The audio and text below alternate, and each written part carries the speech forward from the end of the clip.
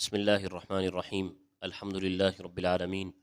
اللہم صلی علی سیدنا محمد وعلی آل سیدنا محمد وبارک وسلم۔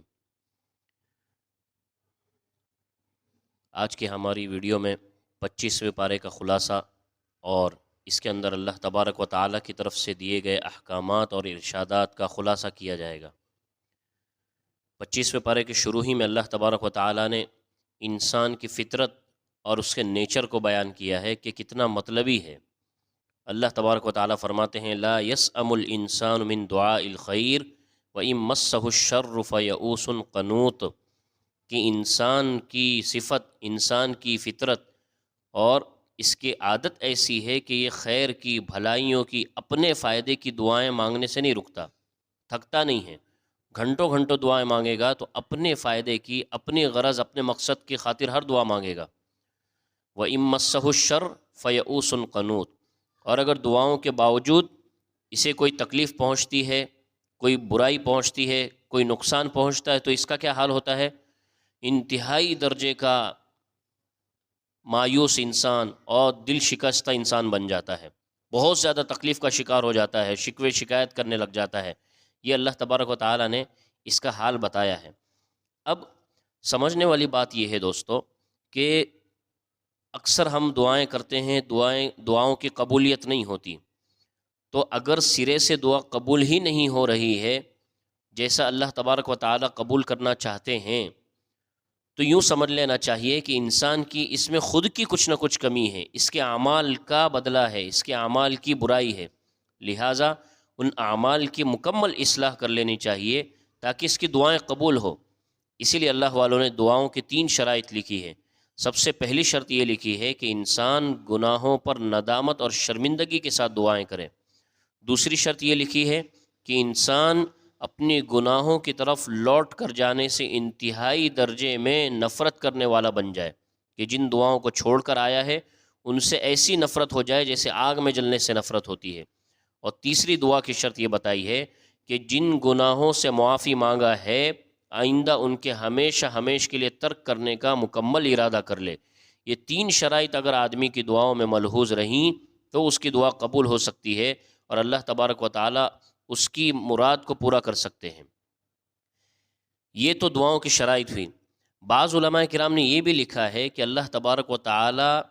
ایسا کبھی نہیں ہوتا کہ 3 شرائط پائے جانے کے باوجود کسی کی دعا کو قبول نہ کرے۔ کہنے کا حاصل یہ ہے کہ یہ 3 شرائط جس دعا کے اندر پائی جائیں گی اللہ تبارک و تعالی اس دعا کو ضرور قبول فرمائیں گے۔ اب من میں سوال یہ ہوتا ہے کہ اگر ضرور دعا قبول ہونی ہے تو پھر یہ 3 شرائط پائے جانے کے باوجود ہماری ضرورتیں پوری کیوں نہیں ہوتی؟ تو علماء کرام نے اس کے جواب میں لکھا ہے، اور بہت ساری احادیث میں بھی اس کا جواب ملتا ہے کہ دعاؤں کی قبولیت اللہ تبارک و تعالی 3 طریقوں سے فرماتے ہیں۔ یہ 3 طریقے جس کے سمجھ میں آ گئے وہ کبھی بھی اپنی دعاؤں کا بدلہ نہ دیکھ کر، اپنی دعاؤں کا رزلٹ نہ دیکھ کر مایوس نہیں ہوگا۔ سب سے پہلا حدیث پاک میں آتا ہے کہ اللہ تبارک و تعالی دعاؤں کی قبولیت اس طرح بھی فرماتے ہیں کہ انسان نے جو دعا کے اندر مانگا تھا، جو اس کا مطالبہ تھا، جو اس کی مراد تھی، وہ پوری فرماتے ہیں۔ ایک طریقہ تو یہ ہے۔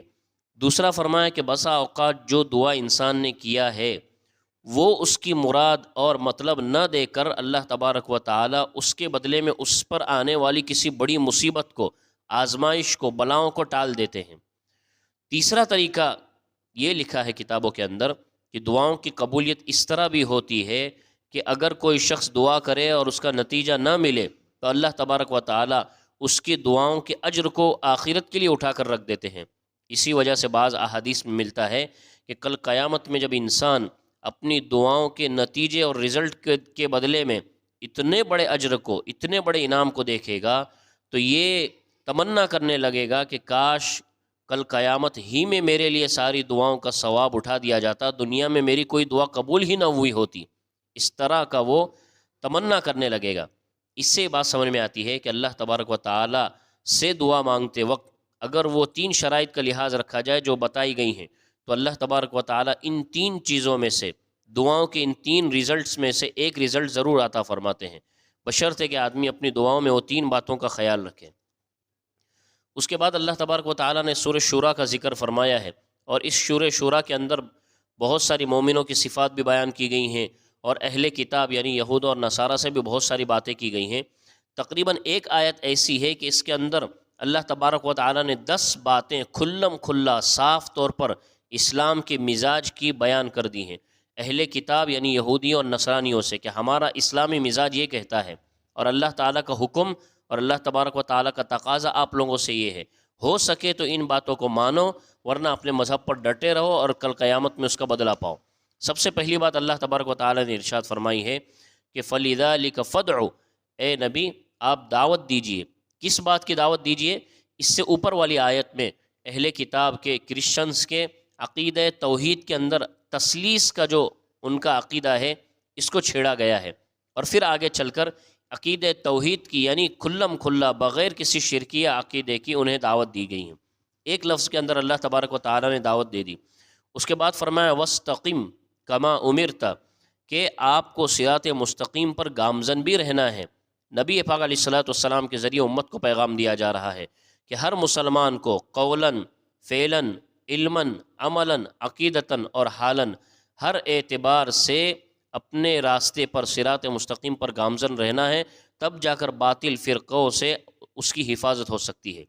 تیسری بات فرمایا فَاسْتَقِمْ كَمَا أُمِرْتَ، اور اس کے آگے کی 8 باتیں ارشاد فرمائی ہیں۔ وَقُلْ آمَنْتُ بِمَا أَنزَلَ اللَّهُ مِنْ کتاب، فرمایا کہ اے نبی جی آپ ان کے باطل نظریات کی ہرگز پیروی نہیں کریں گے، تو آپ کو کرنا کیا ہے؟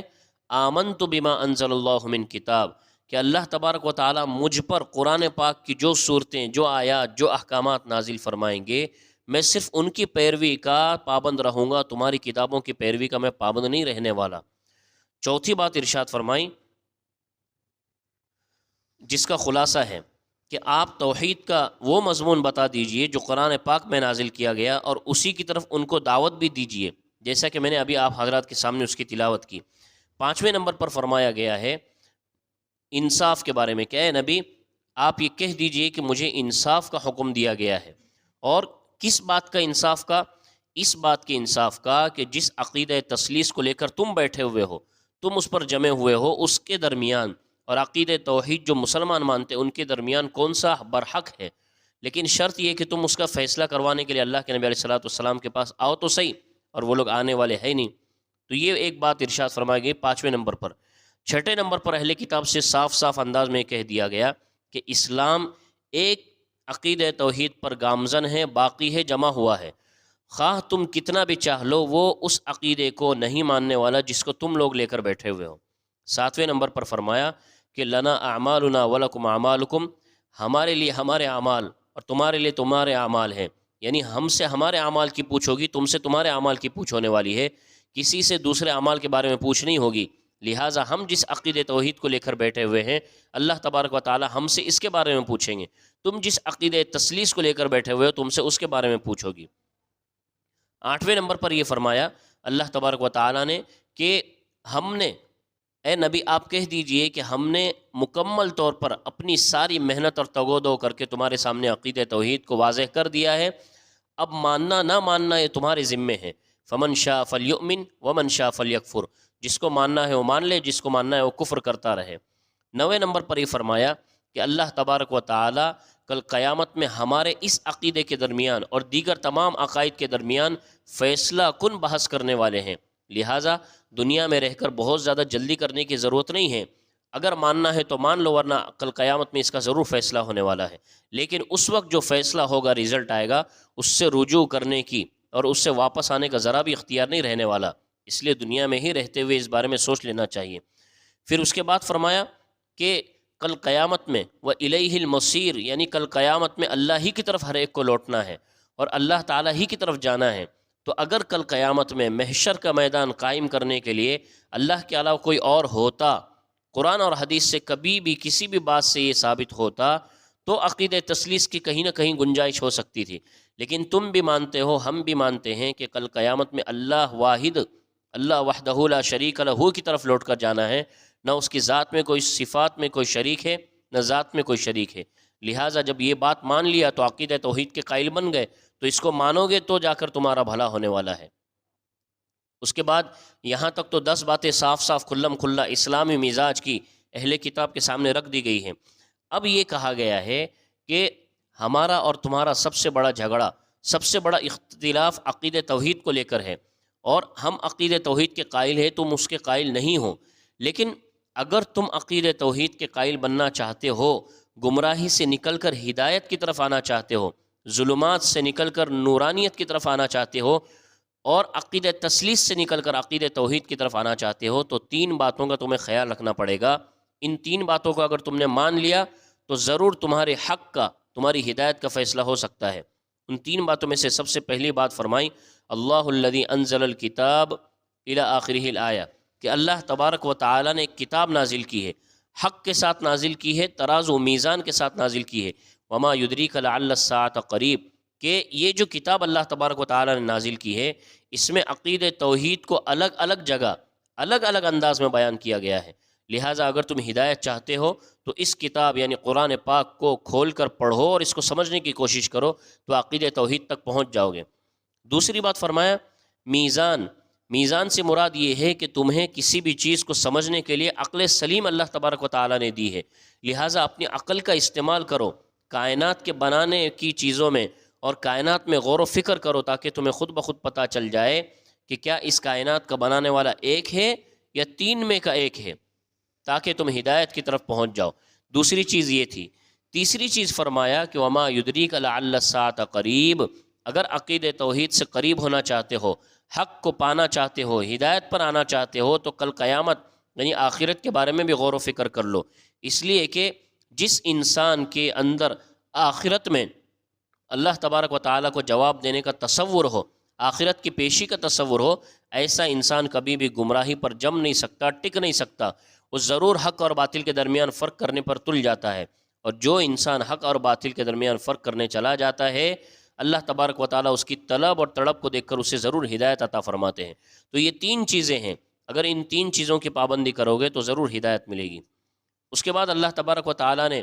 یہ فرمایا ہے فما اوتیتم من شیء فمتاع الحیات الدنیا وما عند اللہ خیر وابقى للذین آمنوا علی ربہم یتوکلون، کہ آخرت کے اندر ہزاروں نعمتیں اللہ تبارک و تعالیٰ نے بنائی ہیں، ہزاروں طرح کی انعامات ہیں، نوازشات ہیں، بہت ساری چیزیں ہیں، لیکن وہ انہی لوگوں کے لیے ہیں، انہی مومنین کے لیے ہیں جن کے اندر 8 طرح کی صفات اور کوالٹیز پائی جائیں۔ ان مومنین کے اندر 8 طرح کی صفات پائی جائیں گی تو آخرت کی نعمتیں، اللہ کی رضا، جنت کا مطالبہ اور سارے انعامات ان کے لیے ہیں۔ اور اگر یہ 8 چیزوں کے اندر کمی ہے تو ایمان ناقص ہے۔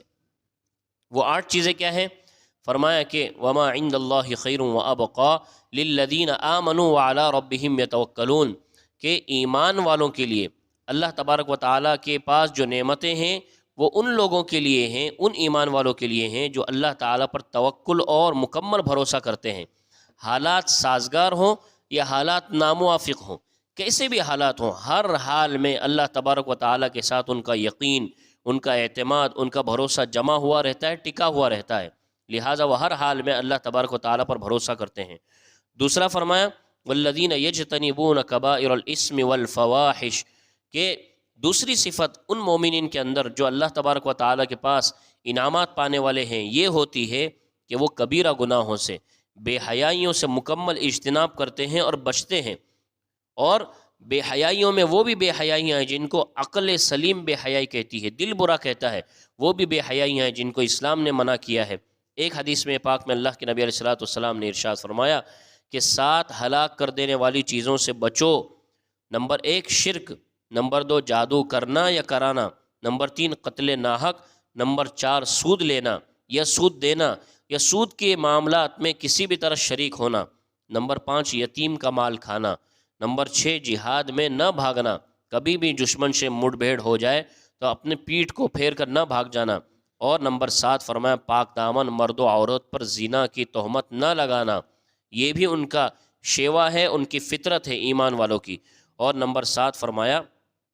نمبر 8ویں نمبر پر فرمایا وَإِذَا غَضِبُوهُمْ، نمبر 3 نمبر پر فرمایا، یہ تو 8 کی 8 چیزیں، 7 کے 7 چیزیں ایک ساتھ متفق علیہ روایت کے اندر ایک ہی ساتھ جمع ہو گئی، الذین یجتنبون کبائر الاسم والفواحش کے ذیل میں۔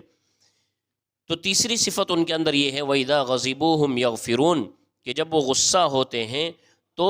درگزر سے کام لیتے ہیں، غصے کا بدلہ نہیں لیتے، کسی کو برا بھلا نہیں کہتے، کسی کو تکلیف نہیں پہنچاتے۔ اور چوتھے نمبر پر فرمایا والذین استجابوا لربہم، کہ ایسے لوگ جو آخرت میں اللہ تبارک و تعالیٰ کے انعامات سے فائدہ حاصل کرنے والے ہیں، وہ اللہ تبارک و تعالیٰ کے سامنے اپنے سر تسلیم کو خم کرتے ہیں، اپنے سامنے اللہ تعالیٰ کی تمام مرضیات کو بچھا دیتے ہیں، اللہ تعالیٰ کے احکامات اور اس کے فیصلے کو اپنی مرضیات پر مقدم رکھتے ہیں۔ پانچویں نمبر پر فرمایا وَأَقَامُوا الصَّلَاةَ، کہ آخرت کا انعام پانے والے لوگ نماز کو قائم کرتے ہیں، نماز کو چکاتے نہیں ہیں۔ چھٹے نمبر پر فرمایا وَأَمْرُهُمْ شُورَى بَيْنَهُمْ، کہ ان کے درمیان آپس کے معاملات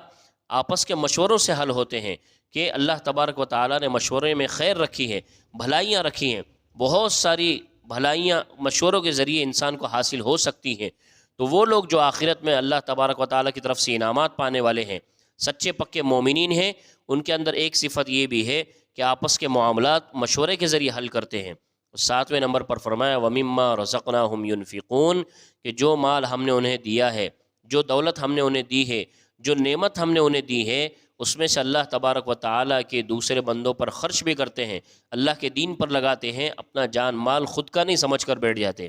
اور آٹھویں نمبر پر فرمایا وَالَّذِينَ إِذَا أَصَابَهُمُ الْبَغْيُ هُمْ يَنْتَصِرُونَ، کہ جب ان کے اوپر کوئی ظلم کرتا ہے، انہیں نقصان پہنچاتا ہے، تو وہ کیا کرتے ہیں؟ وہ یہ کرتے ہیں کہ اولاً تو اس سے بدلہ لے لیتے ہیں۔ بدلہ کیسا؟ کہ جیسا سامنے والے نے ہمارے ساتھ ظلم کیا تھا ویسا ہی بدلہ، لیکن وَجَزَاءُ سَيِّئَةٍ سَيِّئَةٌ مِثْلُهَا فَمَنْ عَفَا وَأَصْلَحَ فَأَجْرُهُ عَلَى اللَّهِ۔ اللہ تبارک و تعالیٰ ارشاد فرماتے ہیں کہ جس نے ہمارے اوپر ظلم کیا، قانوناً دیکھا جائے تو اس کے ظلم کا بدلہ ظلم ہے، لہٰذا اگر اس نے ہمیں مارا ہے تو ہم بھی بدلے میں اسے ماریں گے، لیکن یہ بہتر نہیں ہے۔ بہتر کیا ہے؟ فَمَنْ عَفَا وَأَصْلَحَ فَأَجْرُهُ عَلَى اللَّهِ، کہ بہتر یہ ہے کہ تمہارے اوپر کسی نے ظلم کیا، بدلہ لینے کا وقت آ گیا تو معاف کر دو اور اصلاح حال کر لو۔ یہ اگر تم دنیا میں کرنے والے بن گئے تو تمہارا اجر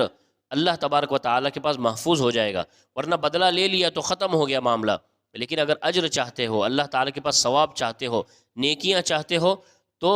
جس نے تمہارے اوپر ظلم کیا اسے معاف کرنا سیکھ لو، اسے درگزر کرنا سیکھ جاؤ، جیسا کہ اللہ کے نبی علیہ السلام کی پوری سیرت طیبہ سے یہی بات ثابت ہوتی ہے۔ اللہ تبارک و تعالیٰ سے دعا ہے کہ اللہ تبارک و تعالیٰ یہ 8 صفات ہمارے اندر پیدا فرمائیں اور دوسروں تک پہنچانے کی توفیق عطا فرمائیں۔ وآخر دعوانا الحمد للہ رب العالمین۔